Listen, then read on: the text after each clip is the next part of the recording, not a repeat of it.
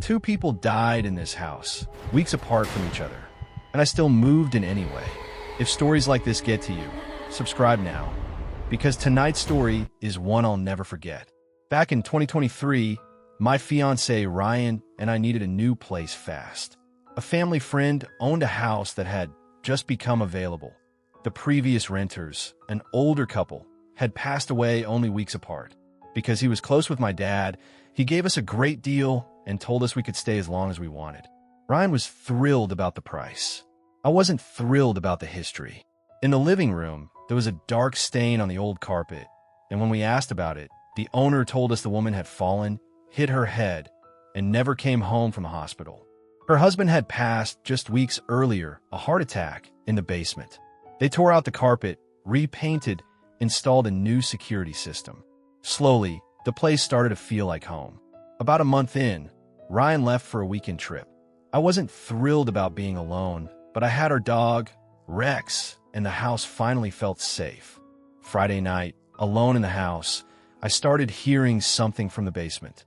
Old house, I told myself, just creaking. Then Rex ran to the basement door and started barking. Rex never barked. Not like this. I slowly opened the basement door and flipped the light on. Rex stopped barking. He started growling. I remembered. That's where the husband had died. I froze at the top of the stairs. I couldn't make myself go down.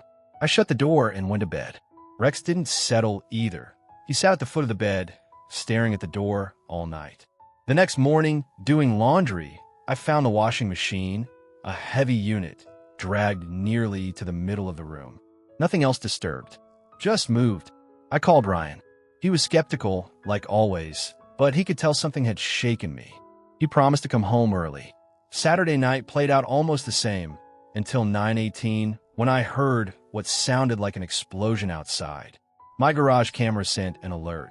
The garage door was open. Something like fireworks flashing in the driveway. But when I checked outside myself, nothing. Nobody. No evidence anything had happened at all. I barely slept that night. Rex stood guard again, growling softly at nothing. Then, at 3:39 in the morning, pounding started on the front door. Not knocking, pounding nonstop. I heard the security system announce, "Front door open." I ran to lock myself in the bedroom. I tried to call the police, but my phone wouldn't turn on. I looked at the doorknob. It was shaking. I screamed for whoever it was to go away.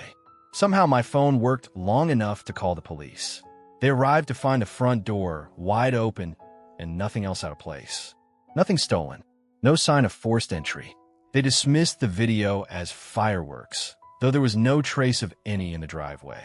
They blamed the door on the wind, despite a locked deadbolt. I left with Rex and stayed at my parents' until Ryan got home. He didn't believe it was anything otherworldly, but he could tell something had happened. We stayed in that house a few more months before finding somewhere new. Nothing like that ever happened again, before or since. It's been almost 3 years now. I still don't have an explanation, and maybe I never will.